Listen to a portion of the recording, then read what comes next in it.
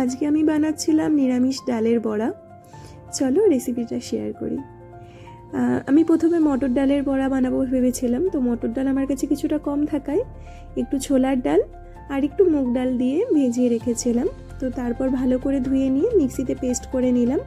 এই পেস্ট করার সময় লক্ষ্য রাখতে হবে যে পেস্টটা যেন খুব একটা মিহি না হয়ে যায়, যাতে ভাজার পরও ডালগুলো কিছু কিছু মুখে পড়ে। তো তারপরে আমি পেস্টটা নামিয়ে নিয়ে আমি একটু লঙ্কা কুচি, আদা কুচি, একটু লবণ, একটু হলুদ দিয়ে ভালো করে ফেটিয়ে নিচ্ছিলাম।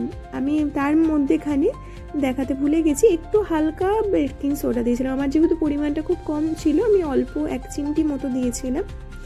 তারপরে একটা একটা করে আমি তেলে ভেজে নিচ্ছিলাম। এই ফেটানোর সময় একটু মনে রাখতে হবে, একটু ভালো করে ফেটাতে হবে এই ডালের মিশ্রণটাকে। তারপরে আমি একটা একটা করে ভেজে নিচ্ছিলাম। এই ভাজার সময়ও আরেকটা জিনিস খেয়াল রাখতে হবে, গ্যাসের গ্যাসের আঁচটা খুব লোতে রাখতে হবে। তারপরে মিডিয়াম টু হাই ফ্লেমে দিলে অসুবিধা নেই। এই ডালের বড়াটা ভাতের সঙ্গেও খাওয়া যেতে পারে, অনেক সময় স্ন্যাক্সও খাওয়া যেতে পারে।